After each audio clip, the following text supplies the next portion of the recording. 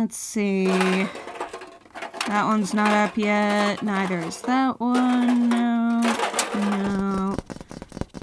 God damn it! Everything okay? There's vermin in the podcast pantry. What, like mice? Land salmon. What's a land salmon? Salmon with legs. What does it sound like? Fucking hell! Don't worry, they don't carry rabies. That's not my concern. It ate its way into some of the cans, though. They eat media? What did you think happened to Coyote versus Acme? Good point. Which cans did they get? The Dog with a Blog episode, all the other Phineas and Ferb episodes, and looks like the Boss Baby? Shit. What? They ate part of the Boss Mabel episode. Are you kidding me? Crap, there's like 20 minutes left of this. That was one of our most insightful discussions. I know, I still can't believe you figured out the entire series arc during that one recording. And you finally identified the 7 other Kennedy assassins.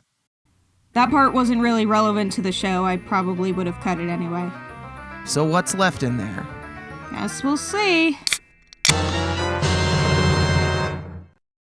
Yeah, just starting off, why do you want to work here at Into the Falls?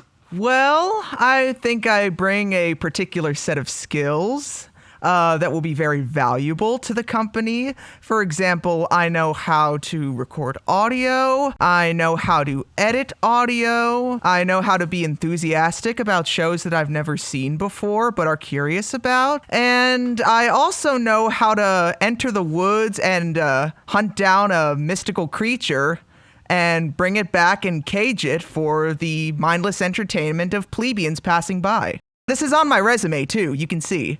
Yeah, I thought maybe the last part was a joke, but you have reiterated, so I guess that is one of your skills. I'll be honest, I don't know how much that's going to come up in this particular job, but it's good to have. I'm very resourceful, I'm very go-getterish, and I'm very diverse in the skills that I bring to this company. Yes, and I appreciate this confidence. That's a trait that we really admire here. But let's get real for a second. What would you say is your biggest weakness in the workplace?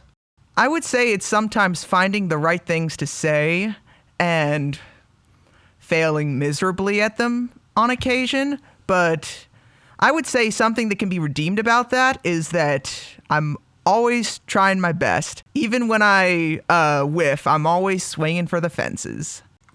I like your gumption. I think this went very well. Do you have any questions for me? Yeah. What are the benefits? Let's start the episode.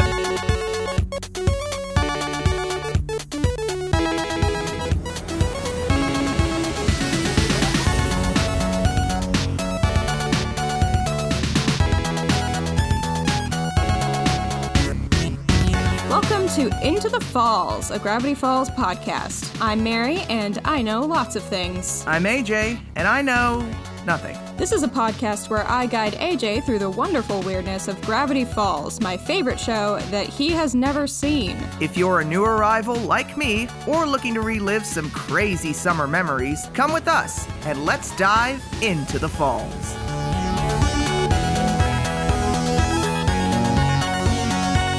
When Mabel first comes out and she spins the chair around and she's just got that dead smile on her face and the suit, I just immediately thought, ugh, not another Gideon. I've never made that connection. I don't think I've ever seen anyone else make that connection. That's interesting. Maybe just the suit and the shoulder pads. I think just the shade of blue is triggered my similar. friggin' PTSD. This is like a really, really funny episode. I just love like when she turns around and she just got these huge glasses and she just like scoots her chair forward. Her freaking Stan isn't with us anymore. Stan is no longer with us. And then Seuss just breaks down. I was about to say that. Just Stan is no longer with us. He's dead. Oh, poor Seuss. He's dead? No! It should have been me! He just cares so much about his boss. He just feels too so much, deep. really. Honestly, he should have stopped caring when Stan canned that whole Questy the question mark thing.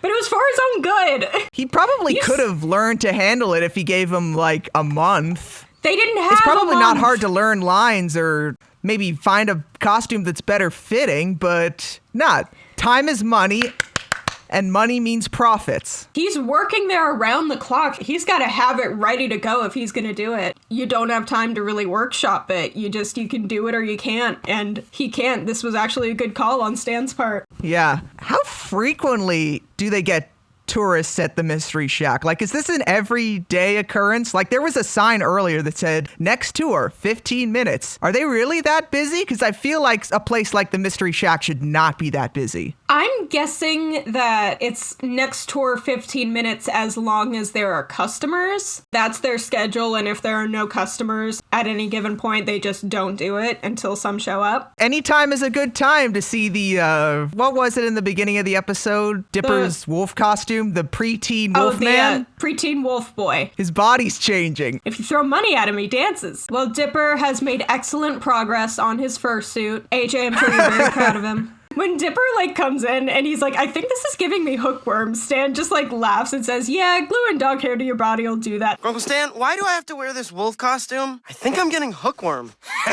Yeah, gluing dog hair to your body will do that. He says that like he's done it before to himself. We gotta talk about when has Stan done that and what exactly drove him to need to do that. There are a lot of mysteries surrounding Stan's past. We'll figure it out if the show ever wants us to. We've got the vending machine bit in the pilot, and that's never been touched on since. We got the little cabin shot in a past episode. I don't even remember which episode it was, but yeah. Is that when he had to glue dog hair to himself? Was that a bad winter or something? And where did the dog come from? Yeah, he didn't murder his own damn dog, did he? I don't think he would do that, but I think he would use a dead animal carcass that was already there. He would shave it off, and I'm just theorizing. Or maybe he did have a dog, and instead of killing the dog, he was just he just shaved it. This'll grow back. You'll be fine. You're an indoor dog anyway. I have Freaks 1932 written down. I saw that in college. That's a movie I've actually seen. I wrote it down because Seuss is gluing something to a pretend duck, and I'm thinking of the ending where the ladies, the fox head with the chicken body, and then he just forgot about the chicken head. I just wrote that down assuming I would remember what I was referencing, and then I didn't.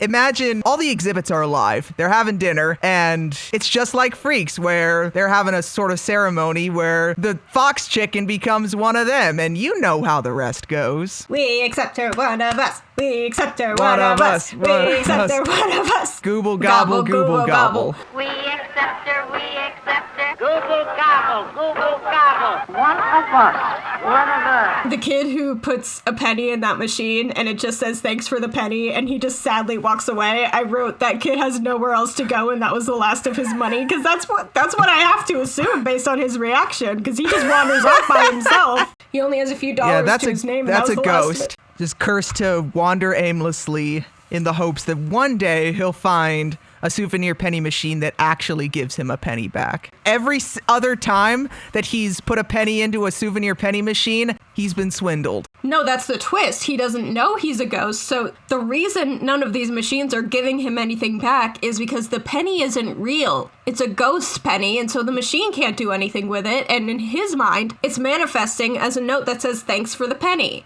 And this Stan character doesn't necessarily refer to Stan, but to a God. long-lost figure in his past. Yes. It's God.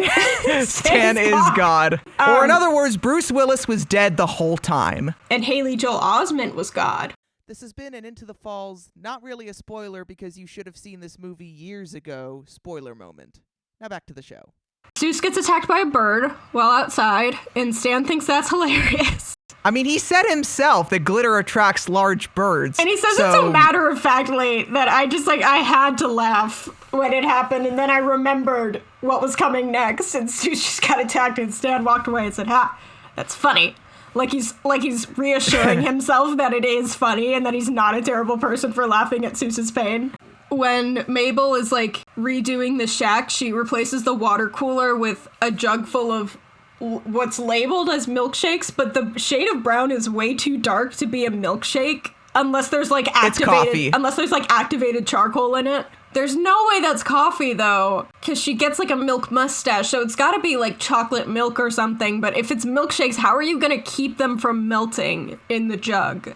Maybe she's got a special water cooler where it refreezes or recolds when you press the spigot. There's no way Stan would shell out money for that, and there's no way Mabel had money for that. He's got a vending machine that literally is a door. That is a necessity. He is not going to shell out money for colder water. Right when Stan leaves, Mabel's like holding out the money jar, and it slips, and just the timing of like, you broke the jar, broke out another one. I love those kinds of jokes. Prophet, here we come. You broke the jar. We'll get a new one. The show influenced my sense of humor so much because I was watching it definitely during my formative years. Like, this episode aired when I was 15, and I'm just, like, eating it up. So the Grem Loblin was actually Alex Hirsch asked the designers to do something based on the monsters from Gummy Bears, which I haven't actually seen, so I don't know what those monsters look like. I would not have placed that. I haven't seen Adventures of the Gummy Bears either. I know the theme song, I know the references they made on the DuckTales reboot, but that's like it.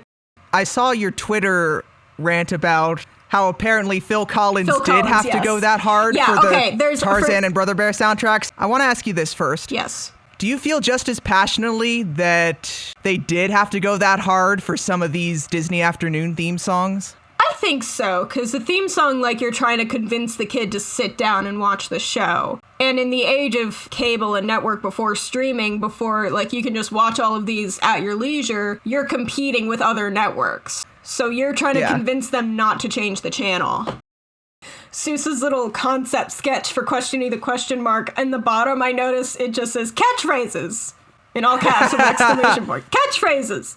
I like that everyone else was on board with it. They're all like, yeah, that's great. That's such a good idea. And Stan's the one person who like knew how it was gonna go. Stan is never right about these things, but he was about this. Stan has the money. Not Seuss. Stan has the money, so he gets to make the decisions. Money, money, money, money, money, money! Good morning, loyal workers of Into the Falls Corporation. It's another Monday of working hard and meeting quotas. I've been asked by HR to provide you all with this PSA about keeping your mental health in check. I don't see the point, but I have to give it to you anyway because, and I quote them, at Into the Falls Corporation, you're like family. So here goes. It's important to practice self-care and maintain a work-life balance. My idea of self-care is cashing my paycheck, and work keeps my life balanced. Don't overexert yourself and work your scheduled hours only. Which means if we ask overtime of you, it is scheduled hours, and therefore not a choice. And be sure to cut loose every once in a while. Which means every Friday from now on, you will be going on a bar crawl with your team. This is mandatory. So take this advice with you every day and continue your great work with your family at Into the Falls Corporation. Or you're fired. Thank you. Carry on. When he's in the costume and Mabel tells him to just go out and just do it, it like pans over Mabel's shoulder and you see him tap a woman on the shoulder and she turns around and he screams, "I'm questioning the question mark!" I just love the visual of him calmly getting someone's attention so he can scream in their face and immediately get pepper spray. Oh my god, that sequence was wild. Excuse me, dude. Give me the time of day. I'm questioning the question mark! I'm questioning the question mark! Oh, dude, it stings so bad! Look at me! He didn't know what to do. He didn't have his character down pat yet, so I think that's his character. Oh, you mean questioning the question mark. I thought you meant Seuss as a character. Just do what I do when I have problems. Scream! Come on, buddy. I'll help you. I feel like that's a reference to something. What do you feel like it's a reference to, AJ? A show that you've seen that I haven't seen. What's a show that I've seen that you haven't seen? When she tells Waddles to hold her calls, she's just made him a little piece of paper that says secretary, and like it's clearly paper that she's just leaning on the desk. Waddles is doing a great job. He's holding her calls. He is. In his mouth. He's doing it. He is so good at it. I'm so proud of him. Next thing you know, he's going to be the CEO of a large company. He'll be ruined by capitalism. He'll become corrupt. Pigs were really looked like humans all along. That's my crappy attempt at making an Animal Farm reference. Oh, I thought you were doing a Twilight Zone reference. Is there a Twilight Zone episode like that? I thought it was the reverse of that episode where the woman is like getting a surgery to make her like beautiful. If it doesn't work, she'll be ostracized to this colony of ugly people. And then the twist at the end is that the people in her community all have like pig faces. And then the colony she's being banished to is all like people that we would consider attractive. Oh my gosh, that's crazy. Yeah, I thought you were talking about like the inverse of that. The guy who looks at the Gremloblin and says, well, that's fun. Well, that's fun. I think about that line delivery at least once a week. Something will inconvenience me and I'll just go, well, that's fun. Or I'll see something weird and say it. Him and his wife, when they look into the Gremloblin's eyes, what was their worst nightmare? I need to know this. A world that wasn't fun. When the Gremloblin breaks a hole in the wall and the kids are like hiding behind it, Mabel seemingly ignores the gaping hole and opens the door. Oh my god. That goes into the same room to look at him. Goes to look in at what he's doing. And she doesn't just go to the side and look through the hole. She opens the door. She's got to keep up this facade. The scene before this, Dipper and Mabel kind of like slump in front of the cash register in the gift shop. And you see the timer behind them. It says like 23 hours. And they're just kind of sulking. And then they realize the Gremloblin is loose. And then they run into the next room. Seuss and Wendy come back. They're like, oh my god, how are we going to fix everything? It's the third day. And you look at the timer and there's 7 hours left. So were they trapped in the living room for 16 hours? Yeah, it was just a Mexican standoff with the Gremloblin. They must be exhausted. No Dipper... wonder Mabel got so mad. Yeah, She's cranky. by the way, I and needs a nap. love that moment. She fucking snapped. She broke her pen with the little flower on it. That wasn't a flower, that was a troll doll. By Toy Story rules, that was probably sentient. Yeah. She just ruined that thing's life. Here's my question about the water thing. Why would you be fighting a Gremloblin and have to throw water at it? Why would that be your last resort if it's gonna make him much scarier? What is it gonna do? When fighting a Gremloblin, use water. Only as a last resort, as water will make him much, much scarier. Who writes sentences like that? I wonder that too, because it didn't really do anything, did it? Maybe you just need a ton more water than a water cooler cup full. But that'll just make him even scarier. I'm thinking if you're fighting it and you know what water is gonna do, but you've run out of options, what are you expecting water to do in that situation? The book isn't clear about that. All it mentions is that it's a last resort because it'll make him angrier, but it doesn't say exactly what water is supposed to do. That's what I'm asking. We never get an explanation for that. Maybe they thought it was some like Wizard of Oz shit, where you pour water on it and the Gremloblin will start melting. In any case, in the commentary, they say they really wanted an episode that put Stan against Mabel because they have such different life perspectives. They're both kind of joking and japing all the time. That's the only way I can think to describe it. But Mabel just wants to be nice to everybody and bring the best out of everybody, and Stan is just like, hey, profits. Good. But like they're similar enough that it'll make them butt heads.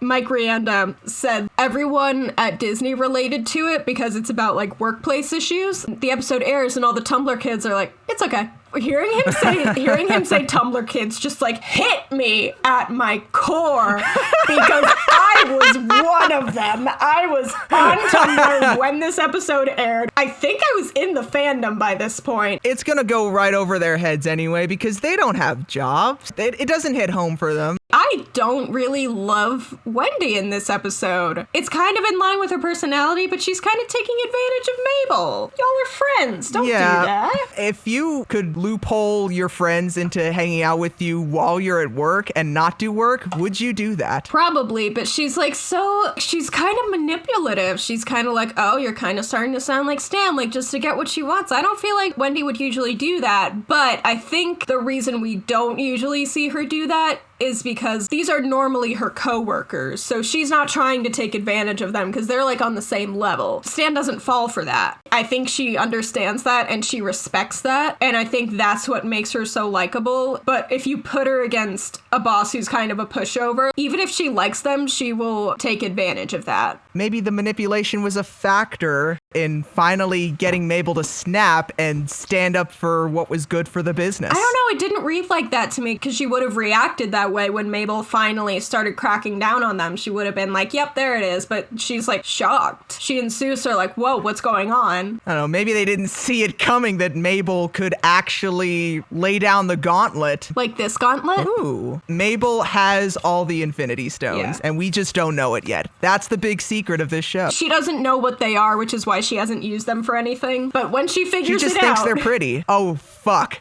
God help us. She's already a congresswoman who legalized everything, so where do you go from there? Oh, yeah. Once you've made it to Congress, there's nowhere to go but dictator. I love that Mabel sort of earns Stan's hat, and yet Dipper is the one who dresses up in his tux. Neither of them are really ready for it. Mabel earned it in that moment, but she relinquished it because she realized she's not really there yet. I love how Stan is, I don't know if I want to say empathetic, in that he's glad to take his mantle back from them, and they all hug it out at the end. Empathetic would be like he has empathy, but sympathetic means like you kind of feel for him. I don't know. He was new at this job once. He probably knows what it's like to be overwhelmed on your first day and have no idea what you're doing. Stan, to me, feels like the person who got ahead in this business by trial by fire. I think it's also just that at the end of the day, he genuinely likes Dipper and Mabel, and we're seeing more of that. He actually likes having them around as much as he kind of razzes on them. It's this dynamic that they've developed over the summer, and I think it's great. Now let's talk about that apology video. I'm Stan and I was wrong.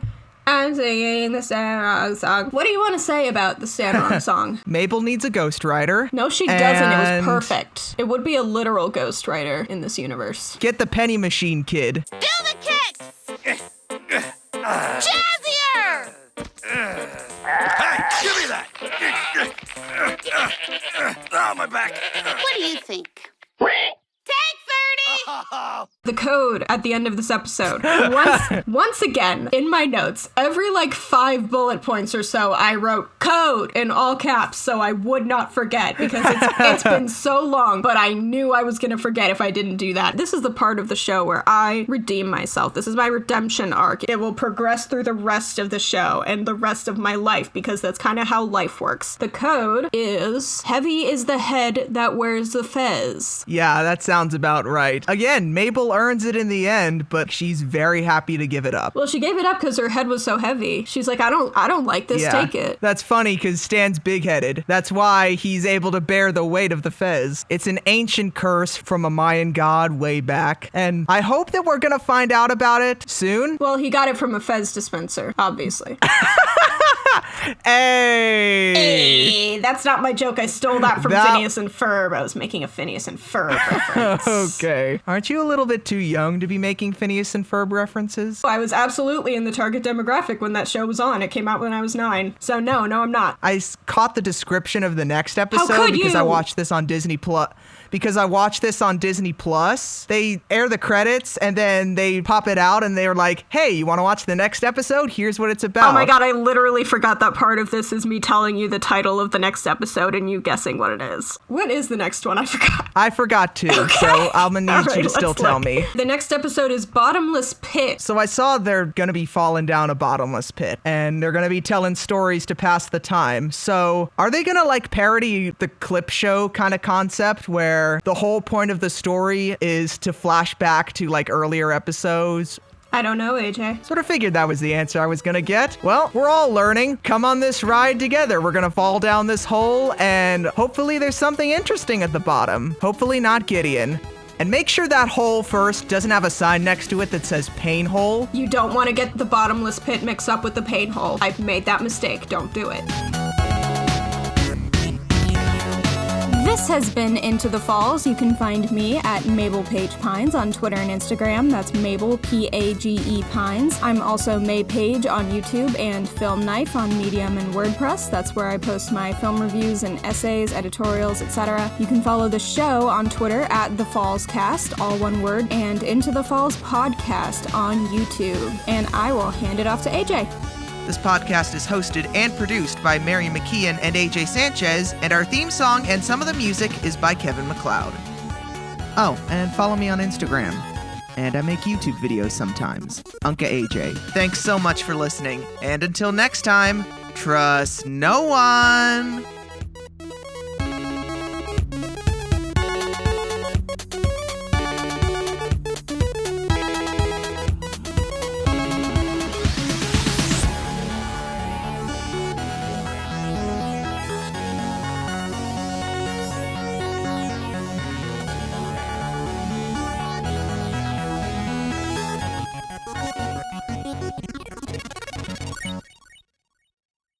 Do not listen to anything we say. I feel like we've established this on this podcast. Listen to everything we say. Make your children beat the shit out of each other. Throw them in a lake.